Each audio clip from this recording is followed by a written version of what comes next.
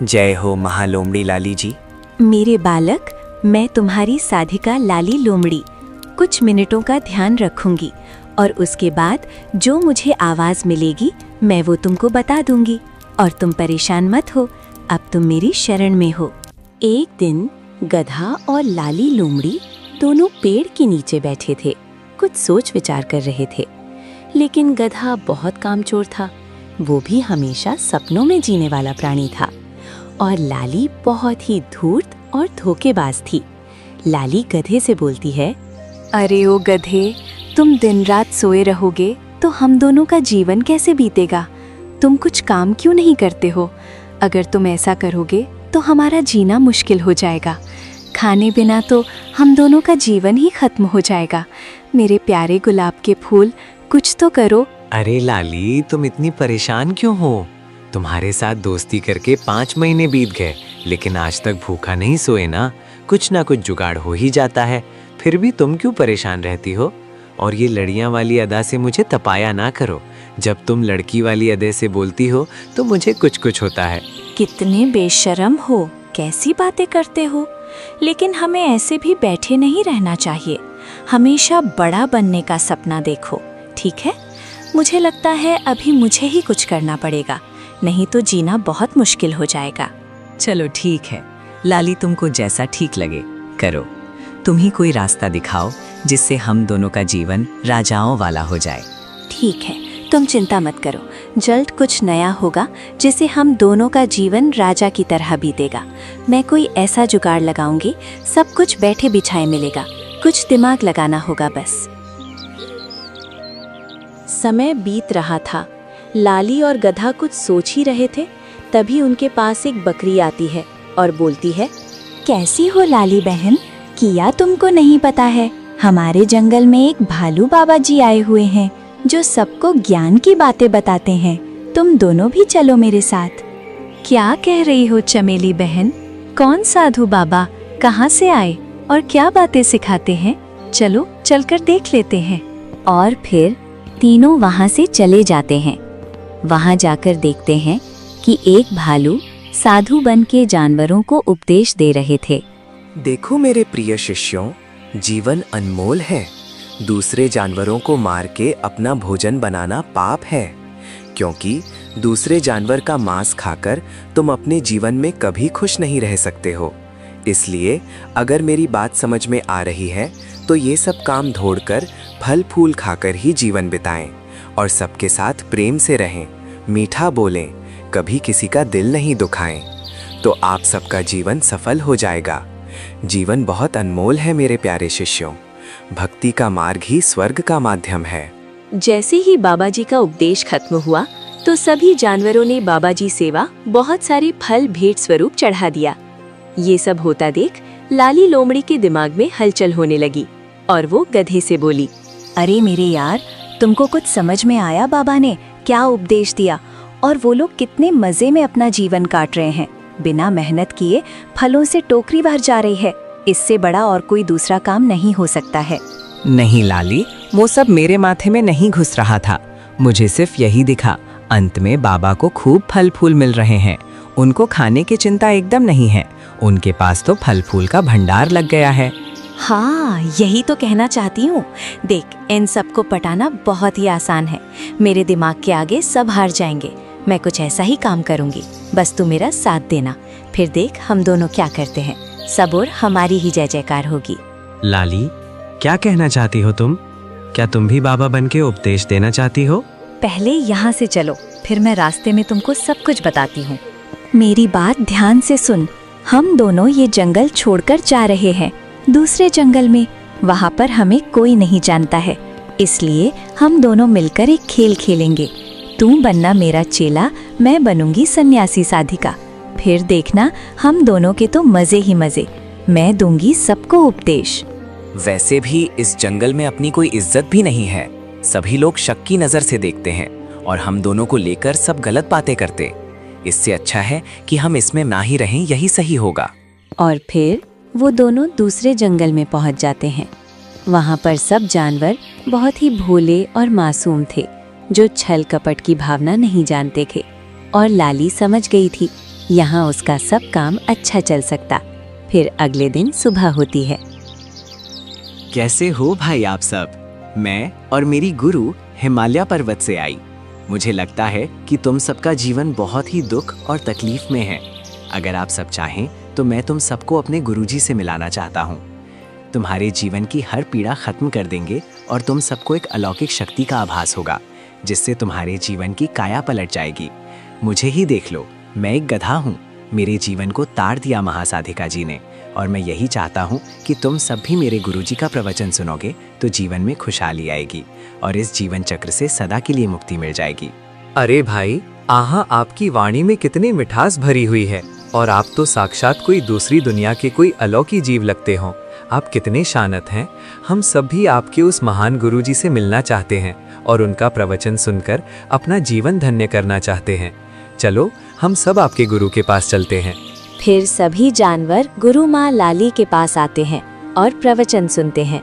साधिका लाली जी अपने प्रवचन करना शुरू कर देती हैं। मेरे प्यारे भक्तों, देखिए, आप सबका जीवन बहुत ही अनमोल है। हमें सभी काम धर्म के अनुसार ही करने चाहिए। जैसे कि किसी जानवर को मारकर खा जाना, ये सही नहीं है। इससे हम पाप के भागी बनते हैं, अतः हमें बहुत तकलीफ उठाते हैं। लेकिन साधिका जी, हम भोजन नहीं करेंगे तो जिएंगे कैसे? हम लोग तो हमेशा से मांस ही खाते आए हैं, फिर हरी घास फल नहीं खा सकते हैं। जो जानवर घास खाते हैं वही जानवर हमारा भोजन बनते हैं। बच्चा, मन को मनाना होगा। मन एक उड़ता हुआ पंछी है। अगर एक बार मन को वश में कर लिया तो फिर इस दुनिया से ऊपर उठ जाओगे और मन से सारे भ्रम दूर हो जाएंगे। फिर तुम अपने पापों से मुक्त हो जाओगे।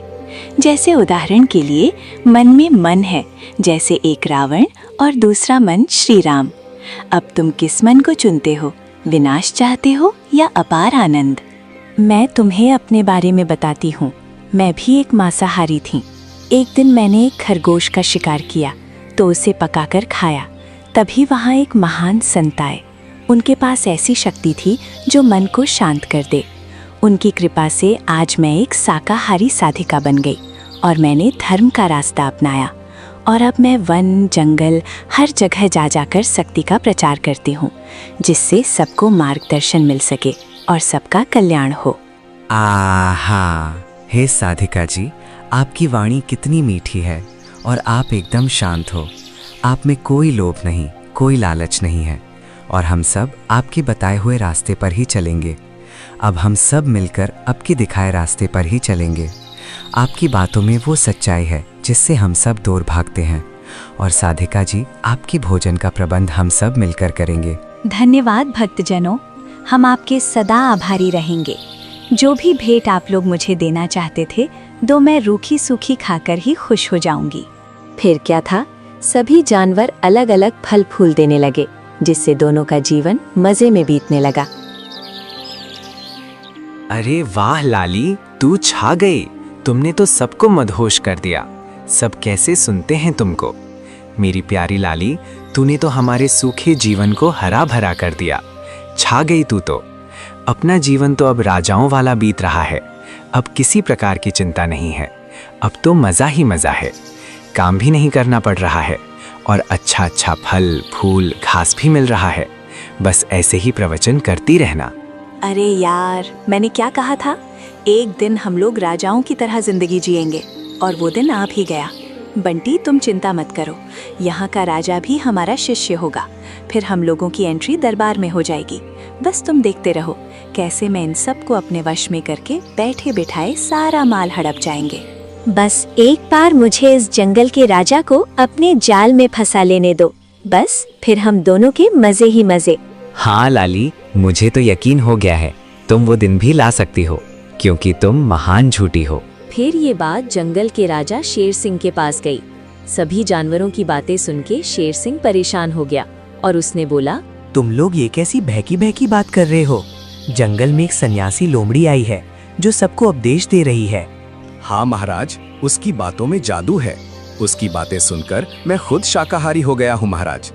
आपसे गुजारिश है, आप भी हमारे गुरुजी का भाषण सुनिए और अपने जीवन को सफल बना लीजिए, नहीं तो बहुत देर हो जाएगी। जब तुम इतनी तारीफ कर रहे हो तो जरूर कोई बात होगी। एक काम करो मंत्री, अपने गुरुजी को हमारे दरबार में बुला दो। हमारा पूरा परिवार एक साथ मिलकर उनका प्रवचन सुनेंगे और गुरु लीला का आनंद लेंगे और दान दक्षिणा देकर उनका सम्मान के साथ विदा करेंगे। मंत्री, इस पर तुम्हारा क्या विचार है? ठीक है महाराज, ये खबर मैं गुरुजी के यहाँ भिजवाता हूँ और प्रवचन का समय सेट करता हूँ। फिर ये खबर लाली लोमड़ी के पास पहुंच जाती है। देखो बंटी, जिस दिन का हम लोगों को इंतजार था, आखिर वो दिन आ गया। हम लोगों को राजा के दरबार में जाना है प्रवचन देने। हाँ मेरी प्यारी लाली, इस बार ऐसा भाषण दो कि राजा अपना राजपाट छोड़ के संन्यास धारण कर ले और तू बनना वहाँ की रानी। फिर ये जंगल हमारे कब्जे में होगा और फिर हम कुछ भी कर सकते हैं। हाँ बंटी, ऐसा ही होगा। तुम सही बोल रहे हो। ऐसा भाषण दूंगी कि राजा अपना राजपाट छोड़ के घुटनों के बल गिर जाएगा और राजपाट छोड़ के चला जाए। तो क्या मैं सच में जंगल का राजा बन जाऊंगा और जंगल के सभी जानवर हमारे इशारे पर नाचेंगे और जो मर्जी होगी हम दोनों वो सब करेंगे। हाँ बंटी, ऐसा ही होगा। लेकिन इसके लिए मुझे कुछ किताबें पढ़नी होगी, जिससे मुझे और ज्ञान की जानकारी हो जाए, ताकि राजा के पूरे परिवार को सन्यासी बना दूं और हम दोनों जिंदगी मजे से बिताएं। फिर जिंदगी में मजे ही मजे होंगे। फिर क्या था, वो दिन आ गया। लाली राजा जी के दरबार में पहुंच जाती हैं कि दरबार में लाली अपना ज्ञान की वर्षा कर रही। सुनो राजन, भगवान ने हम लोगों को जीवन क्यों दिया? शायद कुछ लोग समझ पाए हैं, इसीलिए वो लोग हम लोगों से आगे हैं। जीवन के मकसद को पाने के लिए हम लोगों को क्या करना चाहिए, आज यही बात आप सभी को बताना चाहती हूँ। जीवन का मतलब पैसा, शोहरत, ताकत नहीं होती है। जीवन का मतलब लोगों से प्रेम करो, दया दिखाओ, अपने से छोटे जानवरों पर रहम करो। भगवान के बनाए प्रत्येक जानवर हो या इंसान, उन सब का सम्मान करो। मांस मदिरा छोड़कर और भी बहुत कुछ दिया है भगवान ने हमें खाने को, वो सब खाओ। सात्विक आहार ही खाना चाहिए। जो मनुष्य या जानवर मांस खाते हैं, अंत समय में वही सब बहुत सताते और उसको उसके कर्मों की याद दिलाते हैं। हम सबको ये प्रण लेना चाहिए कि हम कभी भी कोई गलत काम नहीं करेंगे और हमेशा प्रेम करेंगे। और फिर किया था। साधिका जी ने जैसे ही प्रवचन बंद किया तो शेर सिंह के मन में कई सवाल छोड़ गई। इतनी बातें सुनकर राजा का मन भी मुंह माया से उठ गया और उसने अपना गुरु लाली को मान लिया और अगले दिन अपना राजपाट छोड़ने की घोषणा कर दी। देखो साथियों, अब मैं राजपाट छोड़ रहा हूँ। मैं अपने जीवन का मकसद समझ गया हूँ। मैं अपना बचा हुआ जीवन साधिका जी के चरणों में बिताना चाहता हूँ। अब मैं उस महान साधिका की सेवा करना चाहता हूँ। आप सब अपना अपना ख्याल रखना। लेकिन महाराज, इस जंगल का राजा फिर कौन बनेगा? फिर आप ही बता दीजिए, नहीं तो ये जंगल बिखर जाएगा। बिना कानून के जैसे कोई प्रदेश नहीं चलता है, ठीक उसी प्रकार से हमारा जंगल भी नहीं चलेगा। सब ओर त्राही त्राही मच जाएगी। राजा के बिना दूसरे राजा लोग हम पर आक्रमण करके हमें नष्ट कर देंगे। हमारी रक्षा कौन करेगा? मंत्री, तेरी बात तो सही। मुझे थोड़ा टाइम दो, मैं साधिका जी से बात करके सब चीजें स्पष्ट करता हूँ और उनकी आज्ञा लेकर ही कुछ फैसला लूंगा। उसके बाद शेर सिंह साधिका जी के पास जाता है और वहीं बंटी मिलता है। बंटी महाराज, साधिका जी कहाँ पर हैं? उन्हें बुला दीजिए। हमें उनसे कुछ जरूरी बात करनी है और अपने राजपाट के बारे में चर्चा करनी है। महाराज, आपको प्रणाम। महामाया साधिका जी तो स्नान कर रही हैं। आप तनिक कुछ समय यहाँ रुक जाओ। जैसे ही साधिका स्नान से निवृत्त होकर आएगी तो आप उनसे जो भी बात करनी है वो कर लेना। लेकिन महाराज, क्या मैं जान सकता हूँ कि आप क्या बात करना चाहते हो? बंटी बाबा जी, अब मैं राजपाट छोड़ रहा हूँ। मुझे समझ नहीं आ रहा है किसे राजा बनाए। बस थी यही सलाह के लिए साधिका जी के पास आया हूँ कि बस यही हैं जो मेरी परेशानी का हल निकाल सकती हैं। और फिर उतने में महालाली जी स्नान करके वहाँ पर आ जाती हैं और फिर बोलती है, आओ महाराज, मैं जानती थी कि तुम जरूर आओगे। कुछ विशेष बात है भगत जी जो आप बहुत परेशान दिखाई दे रही हो? हाँ गुरुजी, मैं अब थक चुका हूँ। मैं चाहता हूँ ये राजपाट छोड़ के आपके साथ जीवन की गहराइयों में डूब जाऊँ, ताकि हमारे जीवन का लक्ष्य मिल जाए। राजा किसे बनाऊँ, इसी मसले पर आपसे सलाह लेने आया था। बहुत नाम मेरे सामने आया, लेकिन मैं कुछ समझा नहीं पाया। इसलिए मैं आपकी शरण में आया हूँ। मुझे रास्ता दिखा दो महासाधिका जी। जय हो महालोमड़ी लाली जी। मेरे बालक, मैं तुम्हारी साधिका लाली लोमड़ी कुछ मिनटों का ध्यान रखूंगी और उसके बाद जो मुझे आवाज मिलेगी मैं वो तुमको बता दूंगी। और तुम परेशान मत हो, अब तुम मेरी शरण में हो। फिर दिखावे के लिए लाली लोमड़ी कुछ मिनट के लिए आंखें बंद कर लेती हैं और मन में सोचती हैं। अरे वाह, ये उम्मीद से पहले ही बेवकूफ बन गया। इतनी जल्दी सफलता मिल जाएगी ये उम्मीद नहीं थी, लेकिन कोई नहीं, भगवान जब देता है तो छप्पड़ फाड़ के देता है। ये बात आज साबित हो गई। चलो, आज इस मूर्ख शेर के कारण मेरा फालतू गधा राजा बन जाएगा। अब इस गधे को राजा बना देती, फिर हम दोनों के तो मजे ही मजे हैं। कितना मूर्ख है ये कमबख्त राजा। मेरे प्यारे शेर सिंह, मैंने सब कुछ ध्यान के माध्यम से देख लिया है। आने वाले समय के लिए राजा कौन है? मुझे आकाशवाणी से आवाज आई है कि अब से इस जंगल का राजा बंटी गधा बनेगा, जो एक इतिहास में पहली बार ऐसा राजा हूँ जो ना तो प्रजा को तंग करेगा, ना ही किसी तरह से कोई गलत काम करेगा, और खुद भगवान बंटी गधे के साथ रहेंगे। और इस गधे की एक और विशेष बात है, जो ये दुलत्ती भी चला सकता, इसलिए आज से यही गधा होगा जंगल का राजा। ठीक है हमारी साधिका लाली लोमड़ी जी, जैसी आपकी इच्छा। कल ही हम बंटी गधे को इस जंगल का राजा घोषित कर देंगे। आपसे निवेदन है, आप भी बंटी गधे को लेकर आइए और के सामने ही गधा जी को राजा बनाया जाएगा। महालोमड़ी लाली जी की जय। जय हो लोमड़ी जी की। जैसे ही शेर महाराज वहाँ से जाते हैं तो गधे की खुशी का ठिकाना नहीं रहा और वो लाली से बोला, लाली, तुम तो कमाल पे कमाल कर रही हो। सब कुछ इतना जल्दी हो रहा है, खुद पर यकीन नहीं हो रहा है। कैसे शेर और पूरे जंगल के जानवरों को तुमने मूर्ख बना दिया। मान गए तुम तो। लाली, तेरा कोई मुकाबला नहीं है। ओ मेरी प्यारी लाली। अभी तो तुमने अपनी लाली का पूरा कमाल तो देखा ही। बस अब कल तुमको एक बार राजा बना दूं और फिर देखना क्या होता है। ये सब मूर्ख हैं। इन सबको फंसाना तो मेरे बाएं हाथ का खेल है। बस देखते जाओ आगे होता है क्या। माय बेस्ट फ्रेंड, अब तुम्हारे मजे ही मजे हैं। अगले दिन सभी जानवरों को एक बड़े पहाड़ के ऊपर सभा बुलाई गई, जहां सबके सामने बंटी को राजा बनाया जाता है। मेरे प्यारे दोस्तों, मैंने उस दिन आप सबको बताया था कि मैं अब ये राजपाट छोड़कर सन्यासी साधिका जी की सेवा करना चाहता हूँ, और साधिका जी की इच्छा से तुम सबके नए राजा बंटी महाराज, दुलत्ती वाले गधा जी, जो इस जंगल के जानवरों की रक्षा करोगा और जंगल का शासन चलाएगा। जय हो महालोमड़ी लाली जी की। ये कैसे हो सकता है महाराज? आपने हम सबको छोड़कर आपने गधे महाराज को राजा बना दिया है। क्या हम सब में से कोई राजा बनने के लायक नहीं है क्या महाराज? ये कैसे हो सकता है महाराज? आपने हम सबको छोड़कर आपने गधे महाराज को राजा बना दिया है। क्या हम सब में से कोई राजा बनने के लायक नहीं है क्या महाराज? नहीं मेरे प्यारे भगत शेर महाराज, ऐसा नहीं बोलते। इतने कठोर मत बनो। इनका हक है, ये बात पूछ सकते हैं। इनका सवाल भी सही है। मेरे दयालु शिष्यों को ये पता नहीं है, दुलत्ती मैन यानी कि बंटी गधा, जो इन सब के नए महाराज हैं, वो बहुत ही शक्तिशाली हैं और एकमात्र ऐसे गधे हैं जो हम सब की रक्षा करने की शक्ति रखते हैं, और इनकी दुलत्ती के सामने कोई टिक नहीं सकता है। सबसे बड़ी बात ये, गधा चारों पैरों से दुलत्ती चला सकता है। आप सब की रक्षा का भार अब इस गधे ने उठा लिया है। अब आप सब शांत हो जाओ। उसके बाद सब जानवर अपने घरों को चले जाते। बंटी दुलत्ती वाला जंगल का राजा बन गया। कुछ जानवर तो लाली की चाल में फंसकर अपना जीवन बिता रहे थे। कुछ जानवरों को लाली की चाल धीरे धीरे समझने लगे थे। लाली और बंटी दोनों मजे से रहने लगे जैसे कोई महाराज। ऐसे ही बहुत समय बीत जाता है। पूरे जंगल में अभी सबको लाली की साजिश का पता लगने लगा था।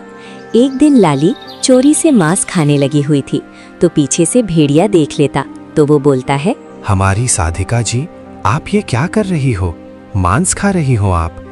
ने मांस खाना सबका छुड़ा दिए हैं, फिर आप खुद ही मांस हड्डी चबा चबा कर खाई जा रही हो। हम सबको शाकाहारी बनाकर खुद मांसाहारी बन गई हो। ये बात मैं राजा को बताऊंगा। ओ मूर्ख, तो हमारे पीछे से हमारी जासूसी कर रहा था। कोई बात नहीं, मैं सब कुछ सच ही बता देती हूँ। मैं तो एक मांसाहारी हूँ। तुम जैसे मूर्खों को मूर्ख बनाकर उनका नरम मांस खाती हूँ जिससे मैं हमेशा सुंदर और जवान रहती हूँ। मूर्ख, ये सब मेरे शौक हैं।